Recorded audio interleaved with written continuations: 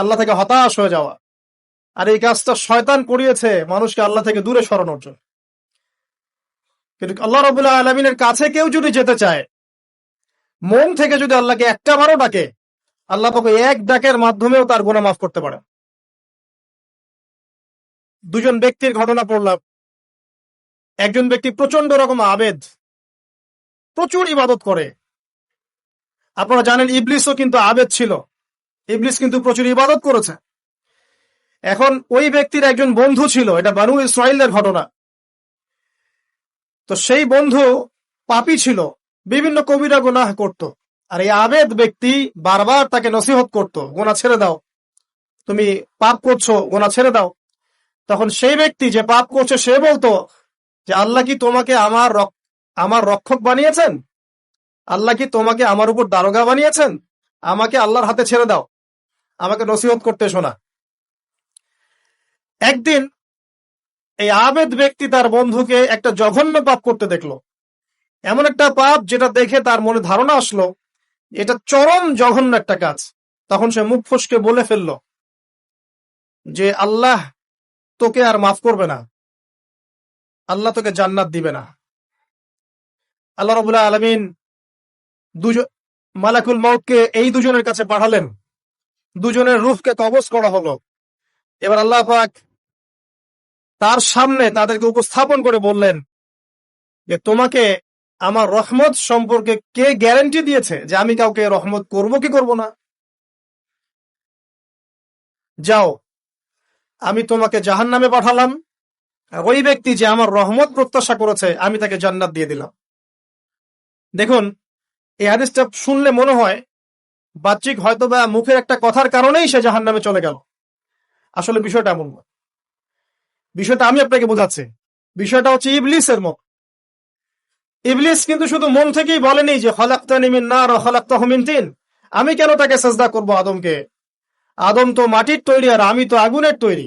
এটা ইবলিসের শুধু মৌখিক স্টেটমেন্ট ছিল না, কারণ কি ছিল? আবা ওয়াস্তাকবার, সে উদ্ধত হয়েছিল, অহংকার প্রদর্শন করেছিল। ভিতর থেকে ইন্টারনালি সে অহংকারী ছিল, সে আন্ডার এস্টিমেট করে কথাটা বলেছে, শুধু মৌখিক ভাবে বলে নাই। কিন্তু ঠিক এই ব্যক্তির ঘটনা এমনই, সে মন থেকে অহংকারী হয়ে উঠেছিল, যদিও বা সে আবেদ ছিল। এখানে আমরা যারা প্র্যাকটিসিং মুসলিম হওয়ার চেষ্টা করছি, আমাদের জন্য এখানে নিদর্শন আছে। অচত নামাজ পড়েই ভেবে বসবেন না যে অনেক কিছু করে ফেলছে, এক চিল্লা দিয়ে মনে করে ফেলবেন না যে দিনের জন্য অনেক কিছু করে ফেলছে। একটা হজ করেছেন, ওমরা করেছেন, সিয়াম রেখেছেন, দিনের জন্য দান সদকা করেছেন, একটা মাদ্রাসা মসজিদ করেছেন, ভেবে বসবেন না আপনি সব অনেক কিছু করে ফেলেছেন এবং অন্যরা সব ককরোচ তেলাপোকা, ওরা জাহান্নামে যাবে, এমনটা মনে করবেন। জানি না আমরা যে কার আমলের কতটুকু আল্লাহর কাছে কবুল হচ্ছে। তো এখানে এই ব্যক্তির সমস্যা ছিল এই, সে নিজের আমলটাকে অনেক ভারী মনে করছিল এবং সে স্টেটমেন্ট দিয়ে ফেললো যে তোকে আল্লাহ পাক মাফ করবে না। এই একটা কথা মন থেকে বলার কারণে তার ইহকাল পরকাল দুটা বরবাদ হয়ে গেল, সে জাহান্নামে চলে গেল। ঠিক আরেক ব্যক্তির ঘটনা আছে এমন, এগুলো সবগুলো রেফারেন্স আছে। এক ব্যক্তি প্রচুর ইবাদত করত, আল্লাহ পাক তার ইবাদত করার জন্য পাহাড়ের চূড়ায় একটা সুন্দর ব্যবস্থা করে দিয়েছিলেন, সেখানে ডালিম গাছ হতো, ঝর্ণা আসতো, খাবারের কোনো অভাব নাই। হাদিস এসেছে 500 বছর সে ইবাদত করেছে। কত বছর? কিয়ামতের মাঠে এই ব্যক্তির অবস্থা এমন হবে, তাকে জান্নাতে প্রবেশ করানোর জন্য নিয়ে যেতে বলা হবে, যাও আমার রহমতে জান্নাতে চলে যাও। আল্লাহ পাক তাকে এই কথাটা বলবেন, কিন্তু এই ব্যক্তি বলবে আমার আমলের কারণে, আমার আমলের কারণে। আল্লাহ পাক বলবেন আমার রহমতে জান্নাতে চলে যাও, ব্যক্তি বলবে আমার আমলের কারণে। আল্লাহ রাব্বুল আলামিন তখন তাকে দেওয়া সমস্ত নেয়ামত গুলোকে এক পাল্লায় করবেন আর তার সমস্ত আমলকে আরেক পাল্লায় করবেন। তারপর দেখা যাবে আল্লাহর সমস্ত নেয়ামত তার একটা চোখের সমান হয় নাই। কথা কি বুঝতে পারছেন? একটা চোখের যে নেয়ামত আল্লাহ পাকের, সমস্ত আমল ও 500 বছরের ইবাদত এতটুকু হয়নি। তারপর তাকে বলা হবে ওকে জাহান্নামে নিয়ে যাও। এবার জাহান্নামে যাওয়ার সময় সে বলবে আল্লাহ তোমার রহমতে আমাকে মাফ করে দাও। তখন আল্লাহ পাক তাকে আবার ডেকে নিয়ে আসবে, বলবেন যে তোমাকে যে আমি ইবাদত করার জায়গা করে দিয়েছিলাম, এটা কি তুমি নিজে করেছো না আমি করেছি? সে বলবে আপনি করেছেন। তোমাকে যে আমি সৃষ্টি করেছিলাম, তখন কি তুমি কোন আমল করেছিলে? বলবে না। তাহলে তোমাকে যে সৃষ্টি করেছি আমি, এটা কি তোমার আমলের কারণে? না। তোমাকে সারা দুনিয়াতে এত নেয়ামত দিয়েছি, এটা কি তোমার আমলের কারণে? সে বলবে না। তখন তাকে জান্নাতে প্রবেশ করানো হবে। কিয়ামতের মাঠে এমন অনেক ঘটনা ঘটবে যেটা আমাদের চিন্তার বাইরে। আরেকজন ব্যক্তিকে ডেকে আনা হবে, যে ব্যক্তি একটা দুটা নয় বরং 100টা খুন করেছে। সে 99 জন মানুষকে হত্যা করার পর ফতোয়া খুঁজে বেড়াচ্ছিল যে আমার তওবা কবুল হবে কিনা। একজন আবেদের কাছে গিয়েছে। আবেদ আর আলেম কিন্তু এক জিনিস না। আবেদ মানে যে প্রচুর ইবাদত করে, তার জ্ঞান কম, সে শুধু জানে কিভাবে ইবাদত করতে হয়। আলেম হচ্ছে সে যে শরীয়তের গভীর জ্ঞান জানে, আবার ইবাদতও করে। আবার যারা জ্ঞান আছে আমল নাই, সেও কিন্তু প্রকৃত আলেম না। প্রচুর জ্ঞান আছে কিন্তু জ্ঞান অনুযায়ী আমল করে না, সেও কিন্তু প্রকৃত আলেম নন। এবার আসেন, তো এই আবেদের কাছে গিয়ে সে বলছে আমার কি ক্ষমা হবে, আমি 99টা খুন করেছি। সে বলল তোমার আবার ক্ষমা, তোমার ক্ষমা নাই। তখন এই ব্যক্তি এই আবেদকে হত্যা করে 100টা খুন পূর্ণ করলো, ওকেও সে মেরে ফেলছে। আমার ক্ষমাই হবে না তো তোর বেঁচে থাকার কি দরকার, তুইও মর। কি বুঝতে পারলেন? বর্তমান বিশ্বের উগ্র মাথার পলিটিশিয়ানদের মতো অবস্থা। আমার দেশের সমস্যা, তোর দেশ পারমাণবিক বোমা উড়াই দিব, মানে এরকম একটা অবস্থা। তো আল্লাহ রাব্বুল আলামিন এই ব্যক্তির মধ্যে একটা চেতনা তৈরি করলেন যে আমাকে তওবা করতে হবে। সে তখন সার্চ করতে লাগলো আরো কোনো আলেম আছে কিনা। এরপর অনেক দূরে একজন আলেমের সন্ধান পাওয়া গেল। সে সেখানে গেল, তাকে গিয়ে বলল আমার কি ক্ষমা হবে? সে আলেম তাকে বলল হ্যাঁ, তোমারও ক্ষমা হতে পারে, যাও তুমি ইস্তেগফার করো এবং এই এলাকা থেকে অন্য এলাকায় চলে যাও। মানে যে এলাকায় তুমি অনেক দিন ছিলে, যেখানে তুমি অনেক পাপ কাজ করেছো, এখানে থাকার দরকার নাই। তওবা করে তুমি অন্য কোথাও চলে যাও, নতুন একটা জীবন শুরু করো। এখানে থাকলে হবে কি, তোমার স্মৃতিগুলো তোমাকে তাড়িয়ে বেড়াবে এবং মানুষ তোমাকে খারাপ নজরে দেখতেই থাকবে, তুমি তখন কষ্ট পাবে। এই জন্য তুমি চলে যাও। তো চলে যেতে যেতে সে রাস্তায় ইন্তেকাল করে। এবার তার রূহ নিবে কে? এই জন্য দুদল ফেরেশতা আসছেন, জান্নাতি এবং জাহান্নামী। তাদের মধ্যে বাক বিতরটা হচ্ছে কে রূহ নিয়ে যাবে। তো জাহান্নামের ফেরেশতারা বলছেন সে এতগুলো খুন করেছে, তার রূহটা আমরা নিব। আর জান্নাতি ফেরেশতারা বলছেন না, সে তওবা করতে এসেছিল, অতএব সে আল্লাহর অভিমুখী হয়েছে, তার রূহটা আমরা নিব। আল্লাহ পাক এখানে একটা কৌশল করলেন। আল্লাহ পাক ফেরেশতাদেরকে বললেন তোমরা রাস্তাটাকে পরিমাপ করে দেখো, যেদিকে যাচ্ছিল তার পরিমাপ বেশি নাকি যেখান থেকে এসেছে ওর পরিমাণ বেশি। আল্লাহ পাক জমিনকে আদেশ করলেন হে জমিন তুমি প্রশস্ত হয়ে যাও। এবার পরিমাপ করে দেখা গেল সে তওবার দিকে আসছিল, এর পরিমাণটা বেশি। এই একটা কাজের ওসিলায় আল্লাহ পাক তাকে মাফ করে দিলেন। মনে রাখবেন এটা মৌখিক বিষয় ছিল না, সে মন থেকে ভিতর থেকে কিন্তু সে আল্লাহর প্রতি অনুগত হয়েছে। এই মনের বিষয়টা আল্লাহ ছাড়া কেউ জানে না। আপনি দেখতে পারেন সমাজে অনেকে দাড়ি টুপি পাগড়ি জুব্বা সব লাগিয়ে ঘুরছে, তো বিশ্বাস করেন তাদের মনটা এমনও হতে পারে যে জানোয়ারের চেয়েও কুৎসিত, এমনও হতে পারে। আবার আপনি দেখবেন সমাজে এমন অনেক মানুষ ঘুরছে যারা হয়তো অনেক পাপে লিপ্ত মনে হচ্ছে, কিন্তু মনের মধ্যে সততা আছে। আর যার মনের মধ্যে সততা আছে, আল্লাহ পাক কোনো না কোনো দিন ইনশাআল্লাহ তাকে হেদায়েত দিবে। এটা আমরা আমাদের অভিজ্ঞতা থেকেও দেখেছি। এমন অনেক মানুষকে আমরা দেখেছি যে ড্রাগ অ্যাডিক্টেড ছিল, মিউজিক করেছে, হারাম সম্পর্কের মধ্যে ছিল, নামাজ ঠিক মতো পড়ে নাই, কিন্তু যখনই আল্লাহর কথা আলোচনা হতো দেখতাম সে খুবই শান্তভাবে মন থেকে কথা শুনছে। এই কথা শুনতে শুনতে শুনতে একদিন মাশাআল্লাহ এখন দেখবেন যে চিল্লা দিয়ে বেড়াচ্ছে বিভিন্ন মসজিদে। আল্লাহ হেদায়েত দিয়েছেন, সব ছেড়ে দিয়েছে। এরকম মানুষের অভাব নাই কিন্তু সমাজে। তো এখানে আল্লাহ পাকের রহমত বা দয়ার একটা উজ্জ্বল দৃষ্টান্ত দেখতে পারবেন। ঠিক এরকম আরো একটা ঘটনা আছে বনু ইসরাইলের। এক ব্যক্তি এত পাপ করেছে যে শেষে মৃত্যুর সময় সে সন্তানদেরকে ডাকছে, ডেকে বলছে যে আমি যখন মারা যাব আমার লাশটাকে তোমরা কবর দিও না, যদি আল্লাহ পাক আমাকে ধরতে পারেন তাহলে খবর আছে আমার। কি করতে হবে? সে বলছে যে আমার দেহটাকে তোমরা পুড়িয়ে ফেল, এবং পুড়িয়ে ফেলার পরে ছাইগুলোকে একত্রিত করবা, করে অর্ধেক ছাই সমুদ্রে ভাসিয়ে দিবা, অর্ধেক ছাই বাতাসে উড়িয়ে দিবা। সন্তানরা তাই করলো। মৃত্যুর পর আল্লাহ পাক এই সমুদ্র এবং জমিনকে বাতাসকে আদেশ করলেন যে তোমরা ছাই জড়ো করে দাও। আর মানুষ আর জিন আল্লাহর কথা না শুনলেও এই প্রকৃতি আল্লাহ পাকের কথা শোনে। বিজ্ঞান বলে প্রকৃতি থেকে সব হচ্ছে। কি প্রকৃতি? প্রকৃতি কি, কাকে বলে? মানুষকে আল্লাহর ইবাদতকে বাদ দিয়ে প্রকৃতি পূজায় নিয়ে গেছে। এই পুরো প্রকৃতি আর মহাবিশ্ব এক আল্লাহর ইবাদত করে। কে সৃষ্টি করলো প্রকৃতি? প্রাকৃতিক ভাবে হয়েছে সবকিছু বলে, আল্লাহ থেকে হয়েছে বলা যাবে না। বললে আপনি মৌলবাদী হয়ে যাবেন। আল্লাহ শব্দ ইউজ করলে আপনি মৌলবাদী হয়ে যাবেন। ধর্মতাত্ত্বিক শব্দগুলোকে আস্তে আস্তে উঠিয়ে দেওয়া হয়েছে। দেখবেন যুক্তি, বিজ্ঞান, দার্শনিক শব্দগুলোকে আনা হয়েছে। এটাও টেকনিক্যালি করা হয়েছে। কোন সেকুলার মিডিয়াতে আপনি দেখবেন না ইনশাআল্লাহ বলছে। ইনশাআল্লাহ প্রমাণ করবে যে আপনি আস্তিক না নাস্তিক। তো প্রকৃতিকে আল্লাহ পাক আদেশ করলেন, এই সমুদ্র ছাই জড়ো করো, এই বাতাস ছাই জড়ো করো। তারা ছাই জড়ো করে দিল। এই ব্যক্তিকে বলা হচ্ছে তুমি জীবিত করে আল্লাহ পাক বলছেন তুমি যে এই কাজটা করেছিলে, লিমা ফাআলতা হাযা, তুমি এই কাজটা কেন করেছো? তখন এই ব্যক্তি উত্তর দিচ্ছে, মিন খাশিয়াতিকা ইয়া রাব্বি ওয়া আনতা আ'লাম। হে আল্লাহ, আমি আমার বুঝে যা এসেছে আপনার ভয়েই আমি এই কাজটা করেছি, আর আপনি খুব ভালো করে জানেন যে আমি আপনার ভয়ে করেছি নাকি অন্য কোনো কারণে করেছি। মানে আপনি আমার মনের কথা জানেন। আল্লাহ পাক তাকে মাফ করে দিন।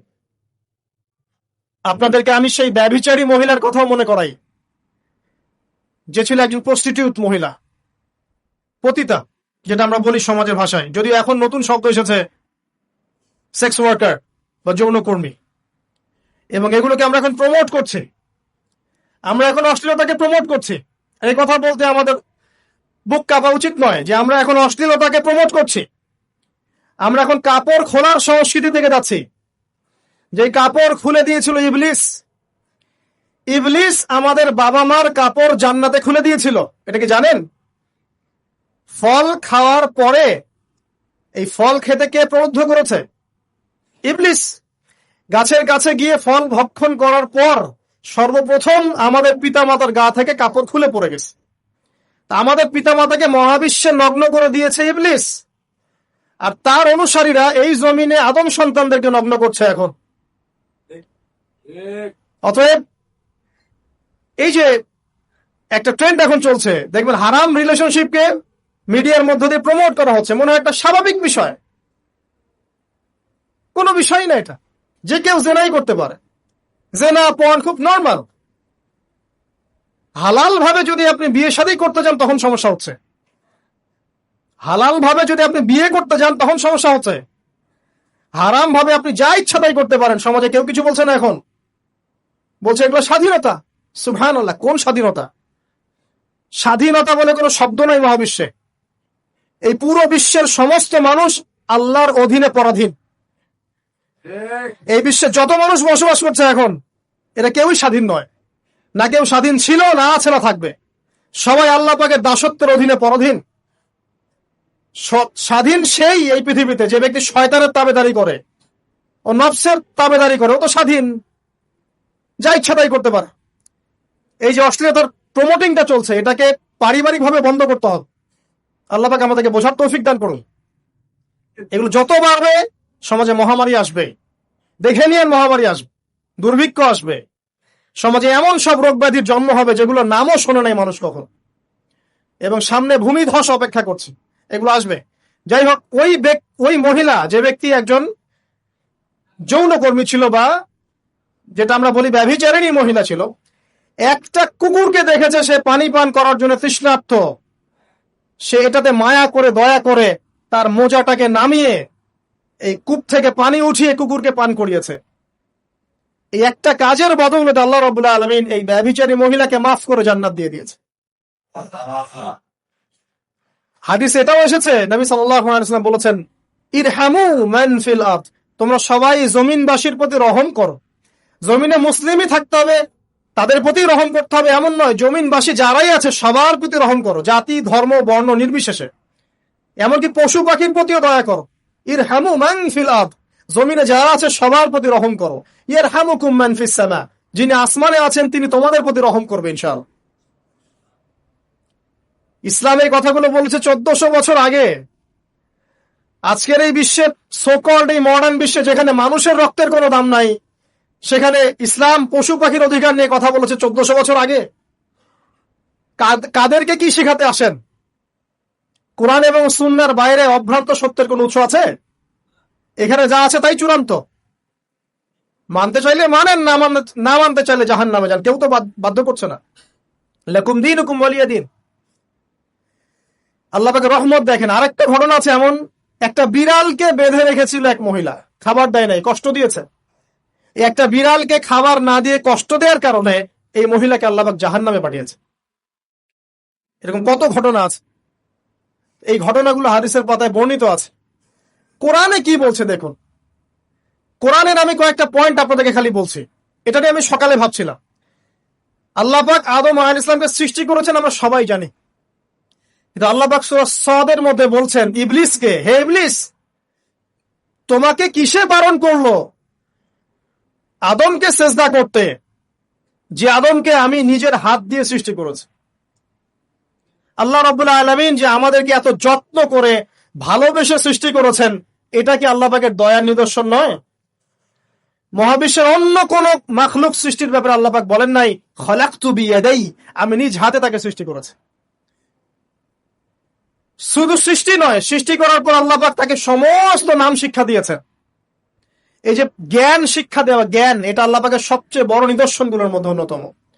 এবং আল্লাহ পাকের সবচেয়ে বড় দয়া, আমার মত এটা, মানব জাতির উপরে আল্লাহ পাকের সবচেয়ে বড় দয়াটা হচ্ছে কি জানেন? আল্লাহ পাক আমাদেরকে জ্ঞান শিক্ষা দিয়েছেন, ওহী নাজিল করেছেন। এটা সব কিছুর ঊর্ধ্বে। কারণ আপনি তওবা করবেন, জ্ঞান লাগবে।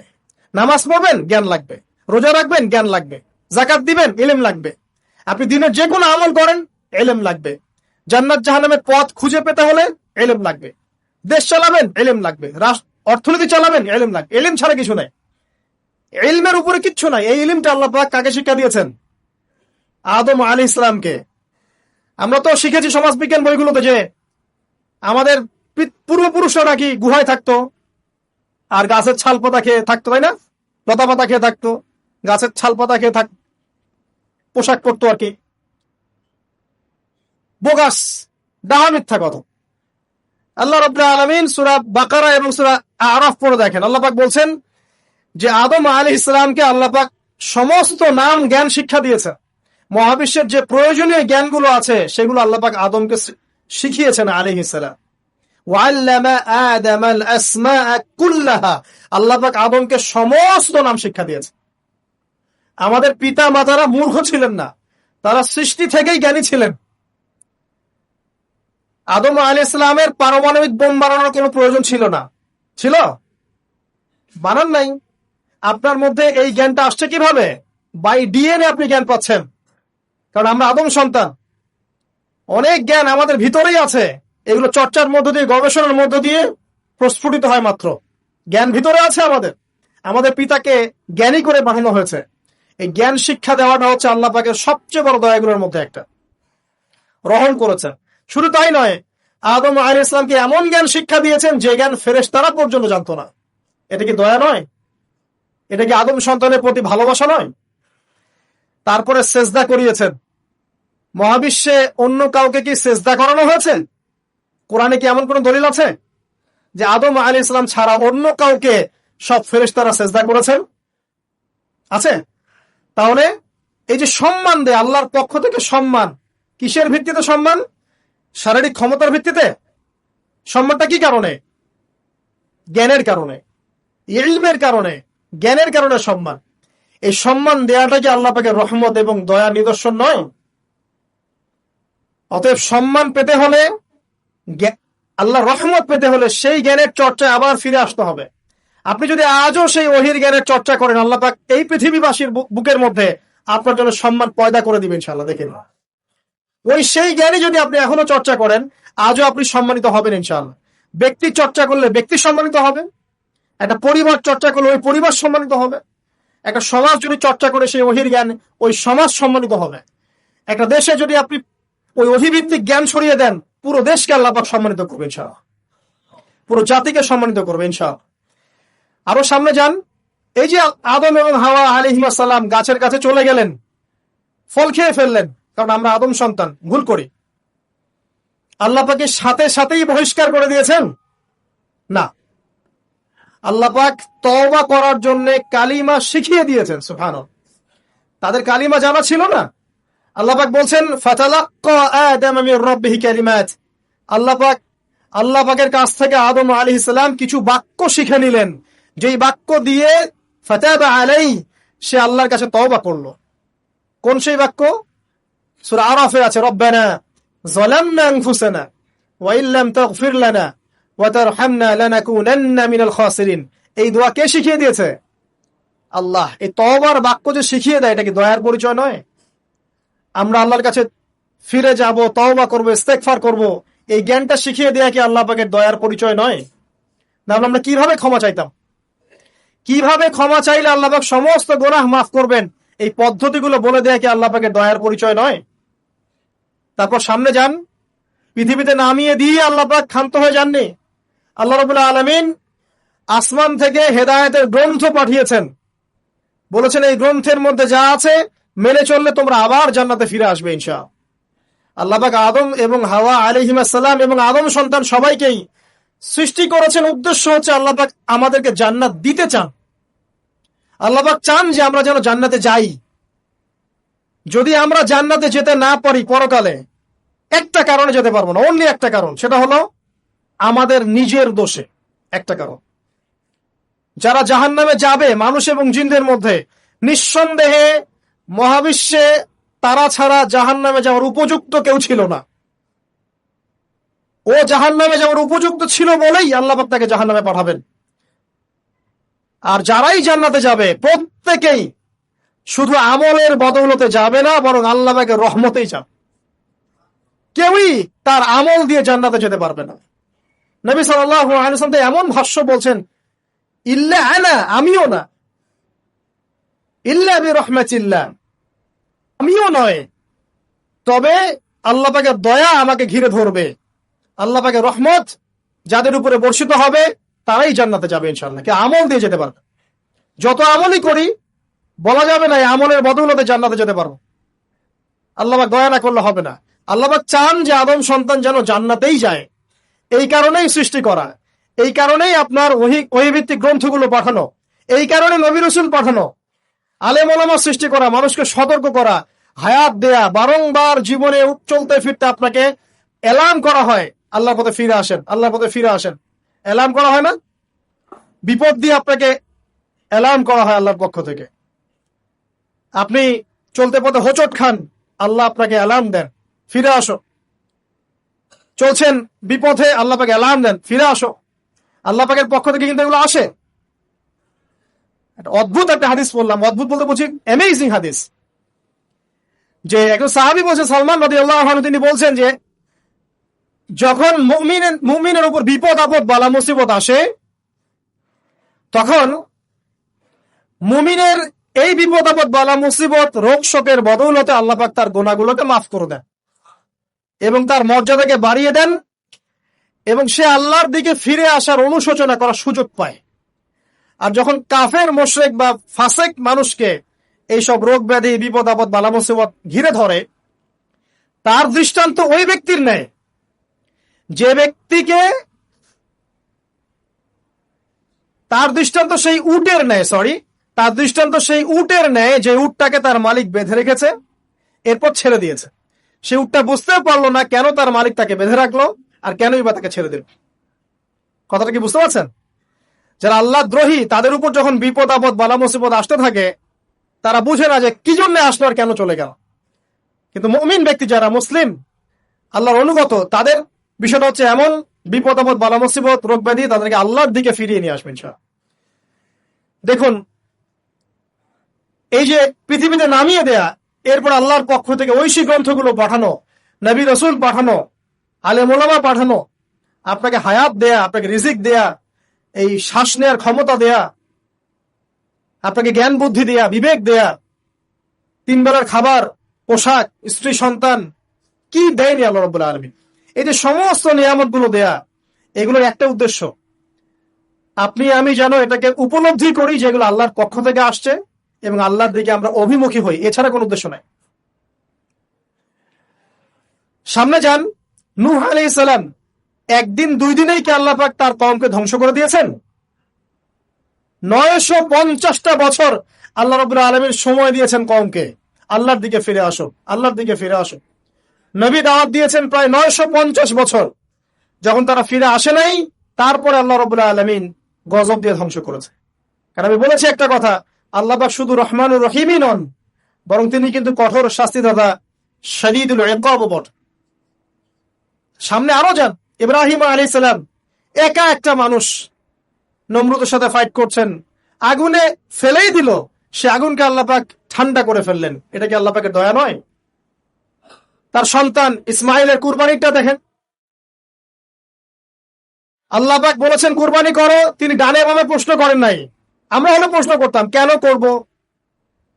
শিশু সন্তান, নিষ্পাপ, এটার কোনো যুক্তি আছে কিনা, লজিক আছে কিনা? তিনি কোনো লজিক দেখতে যাননি, আল্লাহ পাক বলেছেন করেছে। আল্লাহ রাব্বুল আলামিন তার এই ঘটনাটাকে তো সম্মানিত করলেনই, কিয়ামত পর্যন্ত কিন্তু এই ঘটনা মানুষ স্মরণ করবে। দয়া দেখেন, তার সন্তানের খাবার নাই, পানিও নাই, অলৌকিক ভাবে আল্লাহ রাব্বুল আলামিন জামজাম কূপ সৃষ্টি করলেন, কিয়ামত পর্যন্ত থাকবে ইনশাআল্লাহ। দয়া নাই? এটা, এই কূপটা দেখলেই তো মুসলিম হওয়া যায়, এই জামজাম কূপটা দেখলেই তো মুসলিম হয়ে যাওয়া উচিত মানুষের। কোত্থেকে আসলো এই কূপ? এই পানির এত বৈশিষ্ট্য কেন? কখনো শেষ হচ্ছে না কেন? এটা নিয়ে ভাবলেই তো মুসলিম হওয়া যায়। হবে না, কারণ কি? আবা ওয়াস্তাকবার, উদ্ধত হয়েছে, অহংকার প্রদর্শন করছে। অহংকার মানে এই নয় যে আপনি সুন্দর জামা পরছেন, আপনি সুন্দর কাপড় পরছেন, আপনি ভালো একটা বাড়ি করেছেন, এটা অহংকারের পরিচয় নয়। বরং অহংকারের পরিচয় হচ্ছে বাতারুল হাক্কি ওয়া গামতুন নাস, সত্য জিনিস যেটা স্পষ্ট এটাকে অস্বীকার করা, আর অন্য মানুষকে ছোট করা, তুচ্ছ তাচ্ছিল্য করা, এই হলো অহংকারের পরিচয়। ইউনুস নবীর কথা মনে আছে আপনাদের? ওই যে মাছের পেটের মধ্যে 3 দিন 3 রাত ঘুরছে আর ঘুরছে, একজন নবী হয়ে তাকে এই অবস্থা ফেস করতে হচ্ছে। এক পর্যায়ে তিনি বুঝতে পারছেন যে আমার কিছু একটা তো ভুল হয়েছে। আল্লাহর কাছে হাত তুলে দোয়া করলেন, লা ইলাহা ইল্লা আনতা সুবহানাকা ইন্নী কুনতু মিনাজ জালিমিন। দোয়ার পড়ার সাথে সাথে আল্লাহ পাক বললেন, যাও মাছ তুমি রেখে চলে আসো। এটা কি দয়ার নিদর্শন নয়? শুধু তাই নয়, তাকে যখন দ্বীপে নামিয়ে দেওয়া হয়, তিনি অসুস্থ ছিলেন।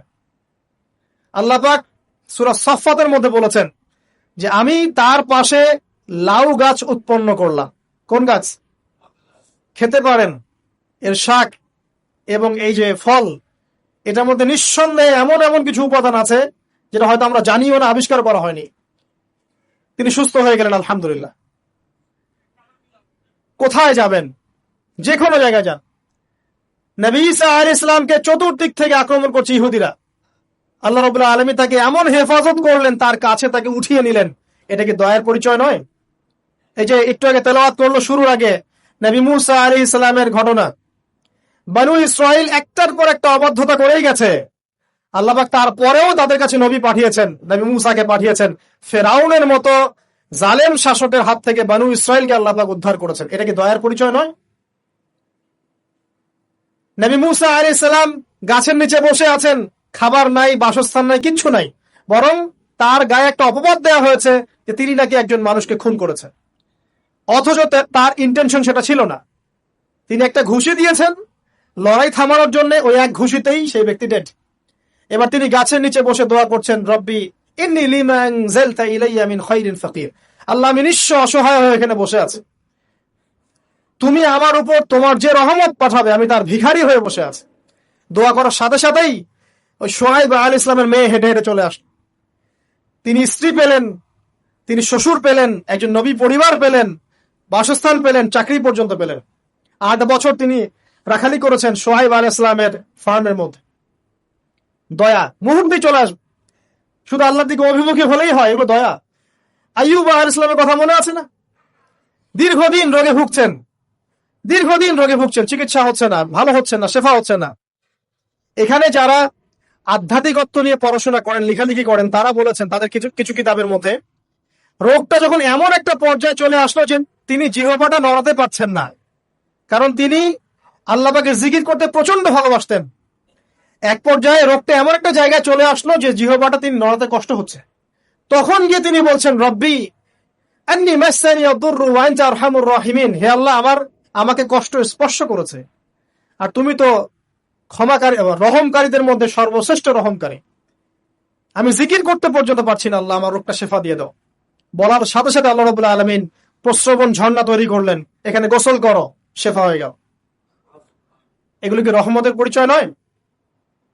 এখানে এক্সপার্ট স্কলার এমনও বলেছেন, আজকে আমরা যারা বাহ্যিক সৌন্দর্য নিয়ে বেশি গর্ব করি আর কি, আত্মিক সৌন্দর্যের চাইতে বাহ্যিক সৌন্দর্য নিয়ে যারা বেশি গর্ব করি, যদি আল্লাহ পাক আমাদের পোশাকটাকে পরিবর্তন করে দেন, আত্মাটাকে দেহের পোশাক দেন আর দেহটাকে আত্মার পোশাক বানায় দেন, তাহলে দুর্গন্ধে কি আমাদের সামনে আসতে যাবে না। কথা বলে বুঝতে পারছেন না? আইয়ুব আলাইহিস সালামের আত্মাটা ছিল পবিত্র, পরিশুদ্ধ, তার দেহের মধ্যে রোগ হয়েছিল। আর এই পুরো বিশ্বের ম্যাক্সিমাম লোকের মানুষের রোগ এখন আত্মায়, দেহে নয়। আবার বলছি, হয়তো বুঝতে পারছেন না।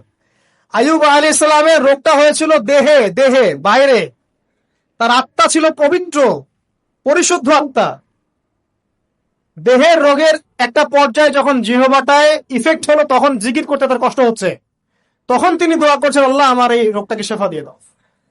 আর এখনকার পুরো জেনারেশন, এই সভ্যতার রোগ হচ্ছে ভিতরে ভিতরে, আত্মায়। দেহের রোগের চাইতে এদের আত্মার রোগটা বেশি। এখন এই আত্মাটাকে যদি দেহ বানিয়ে দেওয়া হয় আর দেহটাকে আত্মার পোশাক পরিয়ে দেওয়া হয়, দুর্গন্ধে কেউ সামনে আসতে চাবে না। তাই আইয়ুব আলাইহিস সালামের সেই দোয়া এখন আমাদের বেশি করা উচিত। রব্বি আন্নী মাসসানি আদ-দুররু ওয়া আনতা আরহামুর রাহিমিন, আল্লাহ আমাদের আত্মায় রোগ এসেছে, এটাকে তুমি শেফা দাও। দেহের রোগ লেস ইম্পর্টেন্ট, আত্মার রোগটা বেশি ইম্পর্টেন্ট। এরকম নিদর্শন কোরআনের পাতায় পাতায় ছড়িয়ে আছে। আসহাবুল কাহফ, পুরো সমাজ ওদেরকে মেনে নিচ্ছে না, গুহায় চলে গেলেন, ঘুম পাড়িয়ে দিলেন আল্লাহ পাক। 309 বছর, কত বছর? 309 বছর একটা দোয়ার বদৌলতে। তারা বলেছিল, রব্বানা আতিনা মিন লাদুনকা রাহমা ওয়া হাইয়্যি লানা মিন আমরিনা রাশাদা। আল্লাহ পাক শুধু ঘুম পাড়িয়ে রাখলেন না, তাদের মধ্য দিয়ে আল্লাহ পাক পুরো একটা সভ্যতাকে হেদায়েত করে দিলেন। আলহামদুলিল্লাহ। যে সভ্যতা বিশ্বাস করতো না যে পরকাল বলে কিছু আছে, দাকিয়ানুস বাদশার সেই জুলুম থেকে আল্লাহ পাক এই 10 জন বা 9 জন যুবককে বাঁচালেন, ওদেরকে কিয়ামত পর্যন্ত কোরআনের পাতায় স্থান দিলেন, নিদর্শন বানালেন, এবং তাদের মধ্য দিয়ে একটা পুরো সভ্যতাকে হেদায়েত দিলেন। সুবহানাল্লাহ। যেখানে যাবেন এই নিদর্শন। আর কার কথা বলবো? যুলকারনাইন, মনে আছে? কোন সূরা আছে যুলকারনাইনের কথা? সূরা কাহফ। আল্লাহ পাক তাকে এমন রহমত করেছিলেন যে মাশরিক মাগরিব, মানে পূর্ব পশ্চিম পর্যন্ত তাকে রাজত্ব দিয়ে দিয়েছে। আজকে তো আমরা এই সামান্য একটু ক্ষমতা পেলেই আমাদের কেউ চেনে না, গায়ে হাতি দেওয়া যায় না, ঠিক আছে? মানে তখন সে নিজেকে মনে করে যে সে এই পৃথিবীর সবকিছু, বাকি মানুষ আর মানুষ না। ক্ষণস্থায়ী সামান্য একটু ক্ষমতা দিয়ে দেখবেন আমাদের অবস্থা খারাপ। প্রত্যেকের ধর্মতাত্ত্বিক ক্ষেত্রেও যদি কাউকে আপনি ক্ষমতাধর আলেম মনে করেন, দেখবেন অহংকারে বাঁচতেছেন। কারো একটু পপুলারিটি হয়ে গেছে, দেখবেন অহংকারে বাঁচতেছেন। আইওয়াশ শোডাউনের জামানত ওইটা, যে যত পারে মানুষকে দেখাতে পারলে বাঁচে। আর কাজ হবে 5%, 95% হচ্ছে আইওয়াশ। যে কোনো জায়গায়, ধর্মতাত্ত্বিক জায়গা বলেন, social, economical, political, world affairs, কাউকে যদি আল্লাহ পাক যাররা পরিমাণ একটু ক্ষমতা দিয়ে দিয়েছেন, ব্যাস তাকে আর চেনা যায় না। যুলকারনাইনকে আল্লাহ পাক আলাইহিস সালাম মাশরিক মাগরিবের ক্ষমতা দিয়েছিলেন। এত দাপট ছিল তার, যেদিকে সেনাবাহিনী নিয়ে যেতেন সেদিকে বিজয় করতে পারতেন। পড়ে দেখেন। আর এই ব্যক্তি কিন্তু আলেকজান্ডার দ্য গ্রেট নয়। পশ্চিমারা এখানে আবার একটা ষড়যন্ত্র করেছে, তারা বলে এই ব্যক্তি ছিল আলেকজান্ডার দ্য গ্রেট। এটা ভুয়া কথা। তিনি একজন আল্লাহ পাকের বড় ওলি ছিলেন অথবা নবী ছিলেন। কি ছিলেন আল্লাহ পাক এটা কোরআনে বলেননি, স্পষ্ট করেন নাই। তা আমরা ধরে নিচ্ছি আল্লাহ পাকের তিনি একজন শুকরগুজার বান্দা ছিলেন। তাকে একটা কওম বলছে, যারা পাহাড়ের মাঝখানে থাকতো, ইয়া যুলকারনাইন, হে যুলকারনাইন, ইন্না ইয়াজুজ ওয়া মাআজুজ মুফসিদুনা ফিল আরদ, ইয়াজুজ আর মাআজুজের সভ্যতা জমিনে ফাসাদ সৃষ্টি করছে। ফাহাল নাজআলু লাকা খারাজান আলা আন তাজআলা বাইনানা ওয়া বাইনাহুম সাদ্দা, আমরা কি তোমাকে একটু ট্যাক্স দিব, খাজনা দিব, যে খাজনার বদৌলতে তুমি একটা প্রাচীর নির্মাণ করে দিবে, যে প্রাচীর নির্মাণ করলে ওরা আর আমাদের কাছে আসতে পারবে না। তখন এই প্রতাপশালী বাদশার স্টেটমেন্ট হচ্ছে এই, ক্বালা মা মাক্কান্নি ফীহি রাব্বি খায়র, আল্লাহ আমাকে যা দিয়েছেন তার পক্ষ থেকে এটা যথেষ্ট, তোমাদের এসব ট্যাক্সের দরকার নাই আমার। এই যে আল্লাহ পাকের রহমত দেখেন। ঠিক খিজির আলাইহিস সালামকে দেখবেন, ওই তিনটা ঘটনা মনে আছে না, নৌকা ফুটা করা, বাচ্চাকে হত্যা করা, আর হচ্ছে কি ওই যে কি দেয়াল নির্মাণ করা, সূরা কাহফ আজকে বাসায় গিয়ে পড়েন। তাকে আল্লাহ পাক ভবিষ্যতের জ্ঞান দেখাচ্ছেন, ভবিষ্যতে কি হবে, যে জ্ঞানটা মূসা আলাইহিস সালামকে আল্লাহ পাক দেখাচ্ছেন না। মূসা আলাইহিস সালাম বলছেন কেন নৌকা ফুটা করলেন, কেন বাচ্চাকে হত্যা করলেন, কেন এই প্রাচীর নির্মাণ করলেন, আর খিদির আলাইহিস সালাম বলছেন যে জ্ঞান আল্লাহ তোমাকে দেন নাই তা আল্লাহ পাক আমাকে দিয়েছেন, আমি এই কারণে নৌকা ফুটা করছি, কারণ নৌকা ফুটা না করলে ভবিষ্যতে এই নৌকাটা সিজ করা হবে, ছিনতাই করা হবে। বাচ্চাটাকে হত্যা করেছে এই কারণে, এই বাচ্চা বড় হলে বড় কাফের হতো। দেয়াল নির্মাণ করেছে এই কারণে, এই দেয়ালের নিচে এই বাচ্চাদের, এতিম দুই বাচ্চার গুপ্তধন রাখা আছে, ওর বাবা মা রেখেছে। এটা তুমি জানো না, আমি জানি। এটা জানার পরে তিনি অহংকার করছেন না, তিনি বলছেন রাহমাতাম মির রাব্বি, এই জিনিসটা আমার রবের রহমত, আমার প্রতি দয়া। দুই শ্রেণী মানুষ আপনি পাবেন, এক যারা তাদের স্ট্যাটাস, প্রতিপত্তি, জ্ঞান এসবের অহংকার প্রদর্শন করবে, আর এক শ্রেণী যারা এগুলো আছে, যাদের এগুলো আছে বাট তারা বলবে এগুলো হাযা মিন ফাদলি রাব্বি, এগুলো আমার রবের রহমত। এখানে সফল দ্বিতীয় শ্রেণীর মানুষ, প্রথম শ্রেণীর নয়।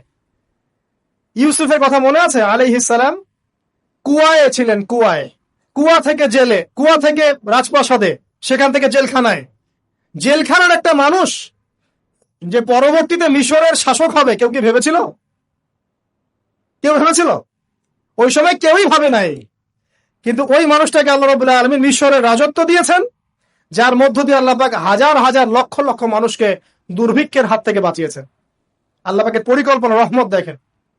প্রত্যেক আম্বিয়া কেরামের জীবনী পড়ে দেখেন, এরকম রহমতের অসংখ্য নিদর্শন কোরআন এবং হাদিসে আছে।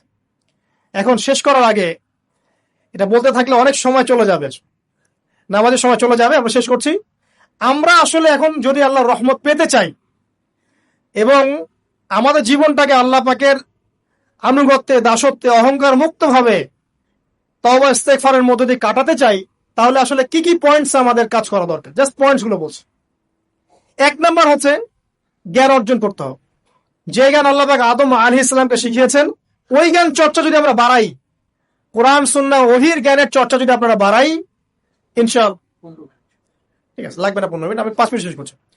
ওহীর জ্ঞানের চর্চা যদি আমরা বাড়িয়ে দেই, দেখবেন ইনশাআল্লাহ আল্লাহ পাক আপনার সম্মান, আপনার রিজিক, আপনার প্রতি করুণা, দয়া, মায়া, মহব্বত সব বাড়িয়ে দিবেন ইনশাআল্লাহ। এটা প্রথম পয়েন্ট। প্রিয় ভাইয়েরা, যারা আজকে লেকচার শুনছেন বা যারা পরবর্তীতে অনলাইনে শুনবেন, ওহীর জ্ঞানের চর্চা। আমি বলছি না আপনি ডাক্তার হবেন না, ইঞ্জিনিয়ার হবেন না, জেনারেল লাইনে পড়বেন না, এই কথা আমি বলতে যাবো না কখনো। কারণ আমি জানি, আর কেউ বলুক না বলুক, অ্যাটলিস্ট আমি জানি এই ওয়ার্ল্ডকে ডিল করতে হলে বর্তমান এইসব আধুনিক জ্ঞানের কোনো বিকল্প নাই। কিন্তু এই জ্ঞানটার সাথে কোরআন সুন্নাহর জ্ঞান থাকতেই হবে। যখন এই দুইটা জ্ঞান একত্রিত হবে, ইনশাল্লাহ এই জাতিকে ঠেকানোর কেউ থাকবে না ইনশাল্লাহ। এই সহজ সরল কথাটা আমরা বুঝাতে ব্যর্থ হচ্ছি, অথবা কিছু মানুষ ইন্টেনশনালি এটাকে ঘুরিয়ে ফিরে উল্টা ব্যাখ্যা করছে। আর হ্যাঁ, এটা স্বীকার করছি, কিছু মানুষ আছে, কিছু ব্যাকডেটেড থিঙ্কিং আছে আমাদের মধ্যে, যে আমরা আধুনিক শিক্ষাটাকে অনেক সময় গুরুত্ব দিচ্ছি না। এটা ঠিক নয়, এটা আমার মত। পরিবেশ বজায় রেখে, ইসলামী পরিবেশ বজায় রেখে আধুনিক শিক্ষায় শিক্ষিত হতে কোনো সমস্যা আছে? আর আধুনিক এই শিক্ষাগুলো অন ইসলামিক শিক্ষা নয়। আপনি যে কোনো এডুকেশনের বেসে যান, ম্যাথামেটিক্সে যাবেন, অ্যালজেব্রায় যাবেন, আপনি কেমিস্ট্রিতে যাবেন, ফিজিক্সে যাবেন, বায়োকেমিস্ট্রি যাবেন, জ্যোতির্বিজ্ঞানে যাবেন, মেডিকেল সায়েন্স, প্রত্যেকটাতে দেখেন মুসলিমদেরকে খুঁজে পাবেন আপনি। প্রত্যেকটা গোড়াপত্তন কি আপনি দেখবেন মুসলিমদের হাতেই হয়েছে। আব্বাসীয় খেলাফত যখন ছিল, তখন এই বাগদাদ ছিল জ্ঞানের রাজধানী। ওইরকম লাইব্রেরি কি বিশ্বে আর কখনো হয়েছে? এখন আমরা মনে করছি জ্ঞানের লাইব্রেরি মনে হয়, জ্ঞানের রাজধানী মনে হয় ব্রিটেন, হার্ভার্ড, কেমব্রিজ, অক্সফোর্ড। এটা কবে এসেছে ইতিহাসে? ইতিহাস কি 100 বছরের? হাজার হাজার বছর চলে গেছে। হিস্ট্রি পড়েন। তো এখানে আমার কথা হচ্ছে, একদম ক্লিয়ার, নিট অ্যান্ড ক্লিয়ার, যে আমাদেরকে উভয় দিকের জ্ঞানই অর্জন করতে হবে, বোধ কোরআন সুন্নাহ এবং আধুনিক জ্ঞান। এই দুটো জ্ঞান যখন আপনি একত্রিত করবেন, ইনশাআল্লাহ দেখবেন আল্লাহ চাইতো কোরআন এবং সুন্নাহকে হাতে নিয়ে এই বিশ্বের চ্যালেঞ্জগুলোকে ফেস করা যাবে ইনশাআল্লাহ। আল্লাহ পাক তৌফিক দান করুন, আমিন। প্রথম যেটা বিষয়, আল্লাহ পাকের রহমত পেতে হলে আল্লাহর ওহীভিত্তিক জ্ঞানের চর্চা বাড়াতে হবে। এই জ্ঞানের চর্চা বাড়ালে ব্যক্তি, পরিবার, সমাজ, রাষ্ট্র সবাইকে আল্লাহ পাক সম্মানিত করবে ইনশাআল্লাহ তাআলা। আল্লাহ পাক রহম করবেন, ক্ষমা করবেন, ইনশাআল্লাহ দুনিয়াতেও সফল করবেন, পরকালেও জান্নাত দেবে ইনশাআল্লাহ তাআলা। আর আমরা তো দেখলাম আল্লাহ পাকে জান্নাত দেওয়ার জন্য একটা ঘটনা যথেষ্ট। একটা কুকুরকে পানি পান করিয়েছেন, একবার খালি বলেছে আল্লাহ তোমার ভয়ে কাজ করেছে, বাস। আবার জাহান্নামে যাওয়ার জন্য একটা ঘটনা এনাফ, খালি বলেছে যে আল্লাহ তোকে মাফ করবে না, বাস জাহান্নাম। আল্লাহ পাক জানেন এন্ড অফ দ্য ডে কে জান্নাতে যাবে আর কে জাহান্নামে যাবে। অহংকারের কোনো সুযোগই নাই। এক মিনিট একটা কথা বলতে চাই, যে এখন অনেক মুসলিমদের মধ্যে একটা ট্রেন্ড চলে আসছে, একটু ইসলাম প্র্যাকটিস করলেই অন্যকে আন্ডার এস্টিমেট করা শুরু করে না? এখন তো অনলাইনের যুগ, আর এখন তো কাজ করতে কোনো শ্রম লাগে না, খালি ঘরে বসে শুয়ে 2টা লাইন লিখলেই কাজ শেষ। ঘরে বসে শুয়ে ফেসবুকে 2টা লাইন লিখলেই কাজ শেষ। আর কনস্ট্রাকটিভ কাজের তো কোনো খোঁজ খবরই নাই। এগুলো সহজ, এই কারণে দেখা যায় বর্তমান যুগে সমালোচনা, গীবত, আন্ডার এস্টিমেট করা, এগুলো সংস্কৃতি বেড়ে গেছে। এগুলোর মধ্য দিয়ে আমরা দিন পালন করার পরেও ক্ষতির মধ্যে আছি।